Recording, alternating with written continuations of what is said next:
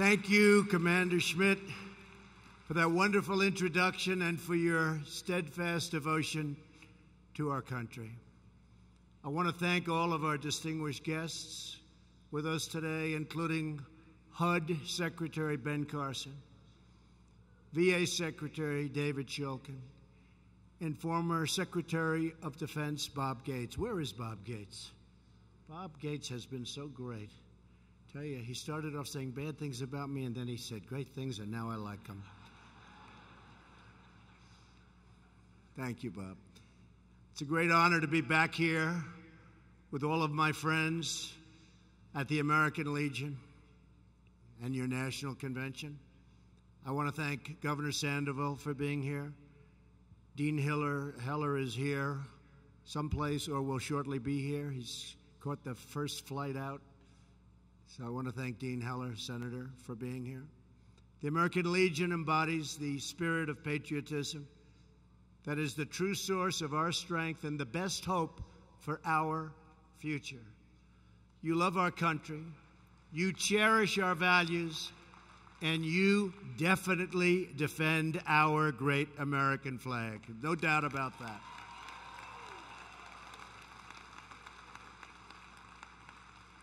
Above all else, you believe in America, just like America believes in you.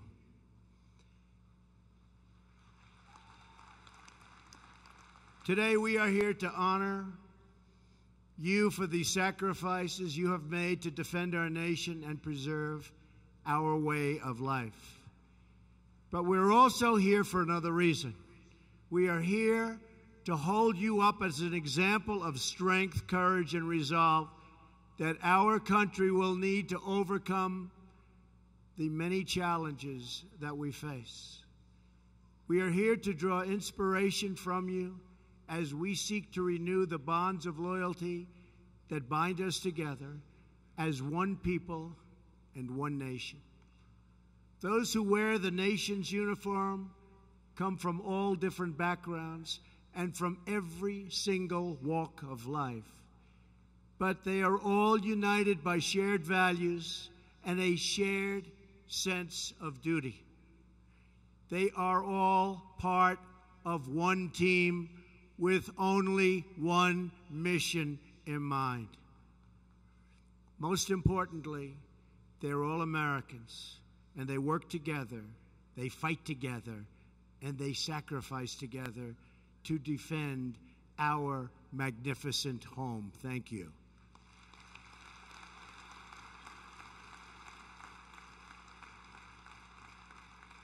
Now our nation must follow that same work ethic, that same devotion to a greater cause, to achieve our country's full potential. Here with us today are veterans who have fought in every major military engagement dating all the way back to World War II. You've endured bitter winters, treacherous jungles, barren deserts, and stormy waters. You've left your families, charged into danger, faced down your enemies, and bore the scars and wounds of war. Each of you took an oath to support and defend the Constitution. With that oath, you pledged your honor and your very lives for our great nation. Every veteran here today is part of a long, unbroken chain of American heroes. We salute your service. The American Legion not only remembers history, you help keep history alive.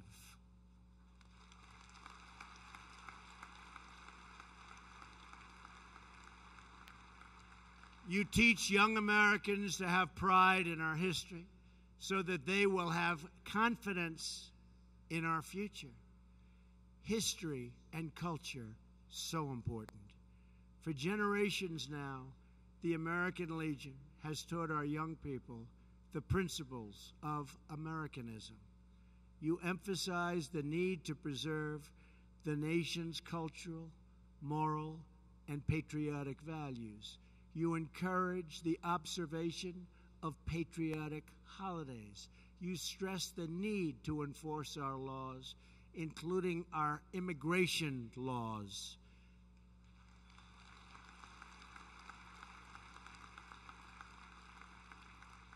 You teach the responsibilities of citizenship and the importance of the Pledge of Allegiance.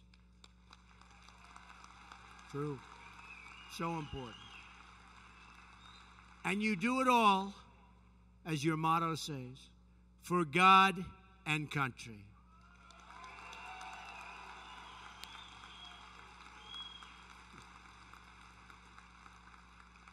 That's why we're here today, for America and for God. But to fulfill our patriotic duties, we must take care of our great veterans.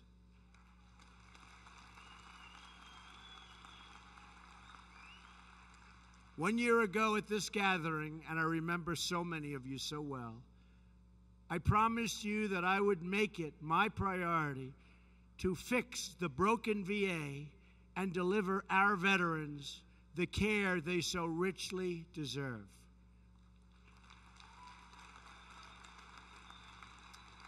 And you see what's been happening. Now you have a true reformer in Secretary David Shulkin. He has done an incredible job. He's working night and day to implement the 10-point reform plan that I discussed with you last year. Already we have made incredible progress. We are publishing wait times online for every VA facility, so you know what the wait is. We've delivered same-day emergency mental health services at every VA medical center.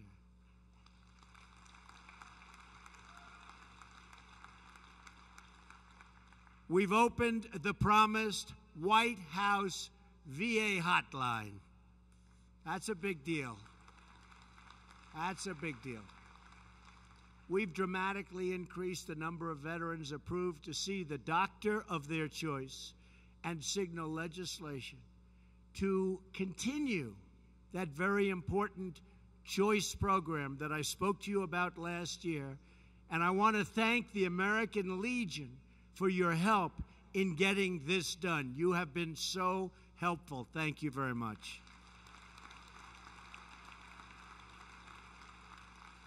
Something that they've been trying to pass for 40 years, and we've passed VA accountability legislation. So if somebody that works at the VA is bad to the people of the VA, disrespectful, not treating our fellow patriots well, we look at them and we say, "You're fired." That's it. That's it. They don't do a good job, they're out. Because we want people, we have great people at the VA, but we want people that do a great job. We weren't able to do that before. That was a hard piece of legislation to get passed. It's been worked on for so long, we got it done. So we're very proud of that. Last week, I also signed the Harry W. Comrie Veterans Educational Assistant Act. That's a big thing. This legislation bears the name of one of the first members of the Legion, your past commander, a man who wrote the original draft of the first landmark GI Bill in 1944. And now, under this legislation, veterans can use their GI benefits at any point in their lifetime. Some difference. And in just a few moments, right here on this stage, I will sign another historic bill that the American Legion helped us deliver, the Veterans Appeals Improvement and Modernization Act. And you all know what that means. Right? No longer will veterans be kept waiting for years to get an answer to their appeals. They will receive timely updates, and they will get decisions much more quickly in a fraction of the time.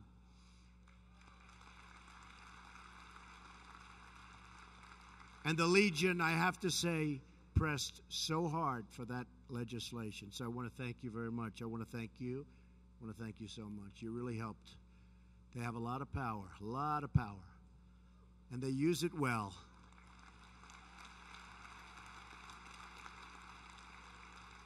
When I spoke to you last year, I also promised that we would build up our military, and that's exactly what we have done. I am proud to report that we have worked with Congress to achieve a dramatic increase in defense spending this year. We are committed to expanding and improving a state-of-the-art missile defense system to shoot down missiles in flight. And we're getting better and better and better at it. It's actually incredible what's taking place. And we will develop new surveillance and long-range strike capabilities to prevent our enemies from launching them in the first place. In every foreign policy decision, thank you.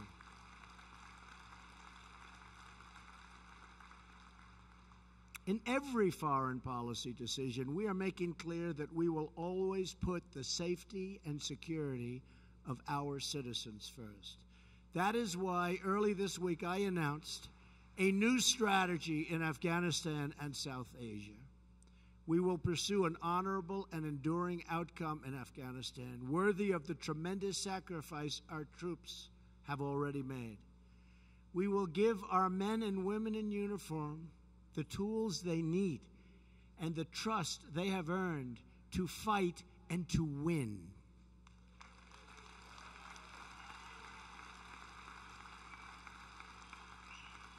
And we have made, as you have been reading and seeing, tremendous progress in the fight against terrorism. Just over a month ago in Iraq, Mosul was liberated from the barbaric rule of ISIS. We are stripping terrorists of their territory at a record clip.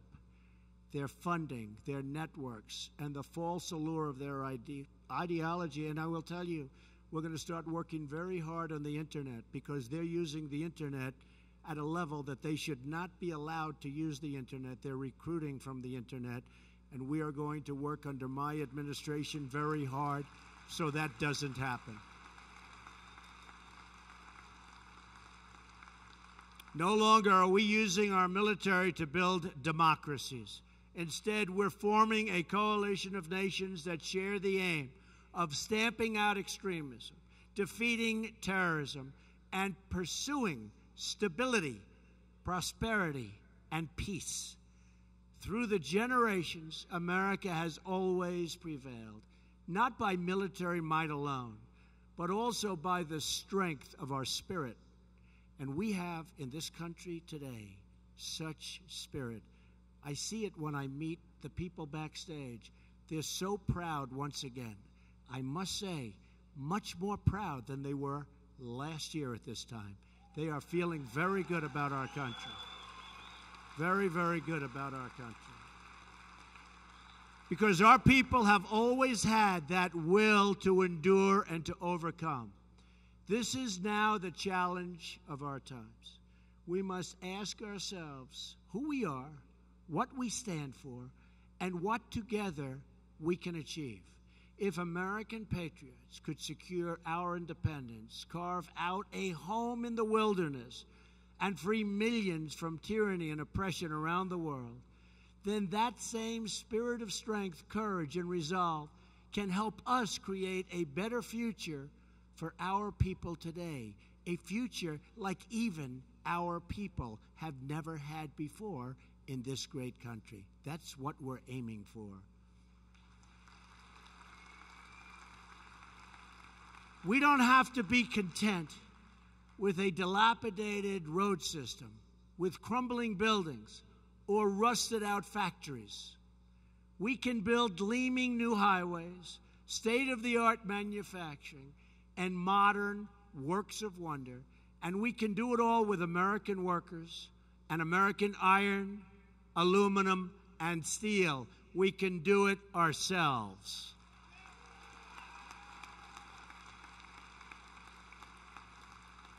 We do not have to accept the economic decay of once thriving hubs of industry, where they leave and they let all those jobs go, and those companies move to other countries.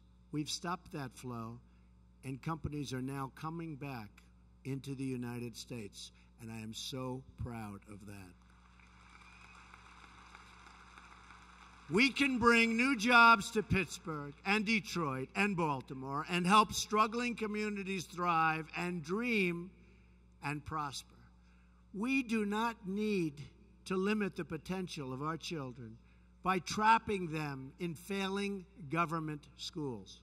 Every child should have the chance to explore their talents, pursue their passions, and know the joy of achieving their ambitions. And we will never tolerate crime in our cities, bloodshed in our communities, or acts of hatred or terrorism against our citizens. We will not stand for it.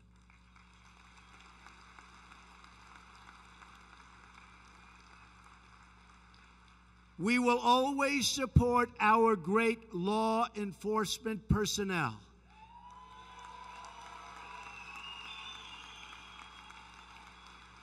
These are great people.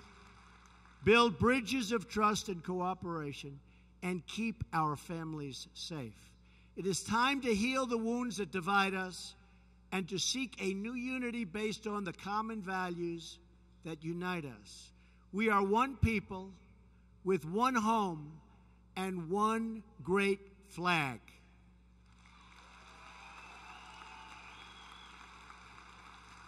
We are not defined by the color of our skin, the figure on our paycheck, or the party of our politics. We are defined by our shared humanity, by our citizenship in this magnificent nation, and by the love that fills our hearts. And I know I speak for all of you when I say our hearts beat for America. Our souls fill with pride every time we hear the national anthem.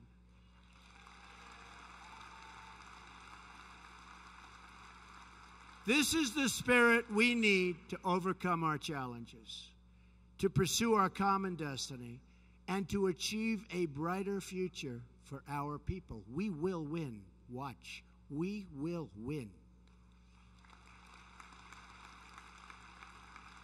This is the future we can build together if we have the courage to act, the strength to endure, and the patriotism to join together with true affection for our fellow citizen. I want to close with the story of a hero who defines the spirit of service and sacrifice, a man whose strength, patriotism, and courage knows no bounds. A Vietnam veteran who threw himself on top of a grenade to protect his fellow comrades. This true American hero went on to serve in the National Guard for over 27 years.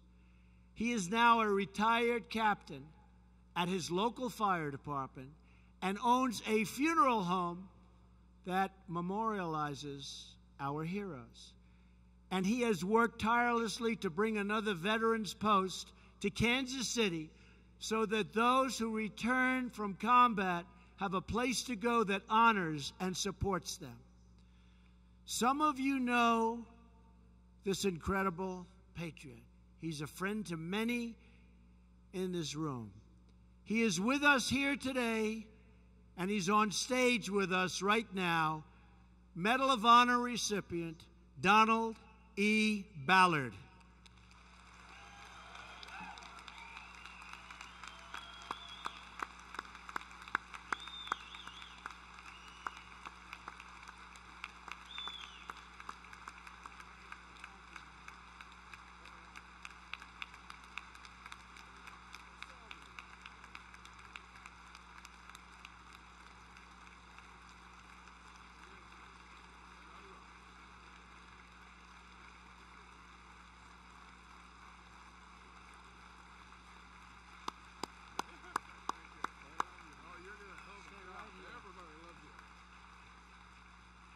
He's got to say a word, right?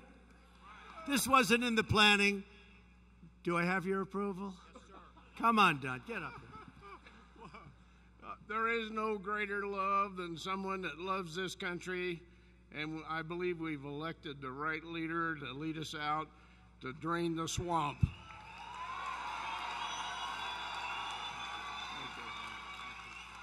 with you. Thank you, I traveled Don. with you before you were elected. Thank you so I was one of much. the 22 that supported See, that's very risky of me. That could ruin the whole day for me. If he got up and said the opposite, I would be in trouble. So thank you, Don. That was very risky. I didn't know what was going to happen. I had a pretty good idea. But, Don, on behalf of the people of the United States, I want to thank you for your courageous service. You inspire us all. Today, we are reminded that the greatness of our nation is found in our people like Don. As long as we have faith in each other and confidence in our values, then there is no challenge too great for us to conquer. We are people. We are people who love. We are people with heart. We are people who adore. We are people that are great. There is no country like the United States of America.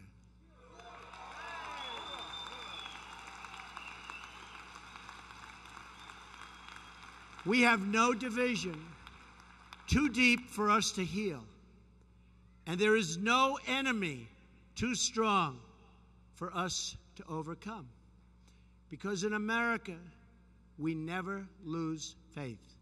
We never forget who we are, and we never stop striving for a better future. Together, we cannot fail. We will not fail. We will make America great again, greater than ever before, I promise.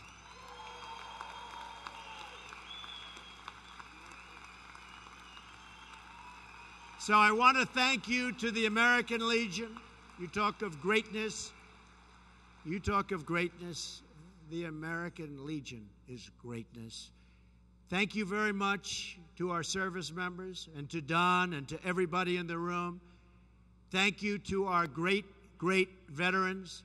May God bless you. May God bless the United States of America. Thank you very much. It's my honor. Thank you. Thank you.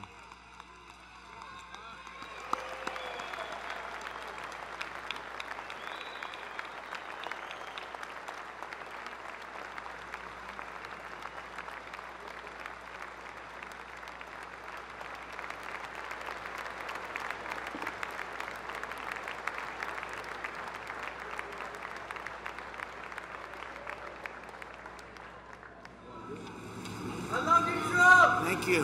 We love you, sir. Thank you. This is a big one.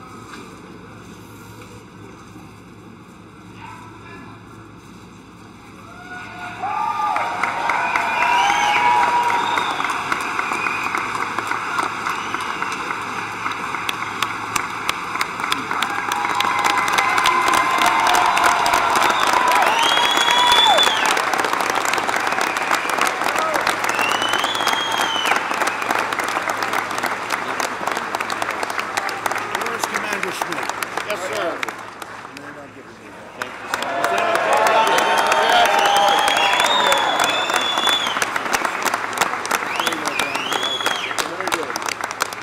Thank you, everybody.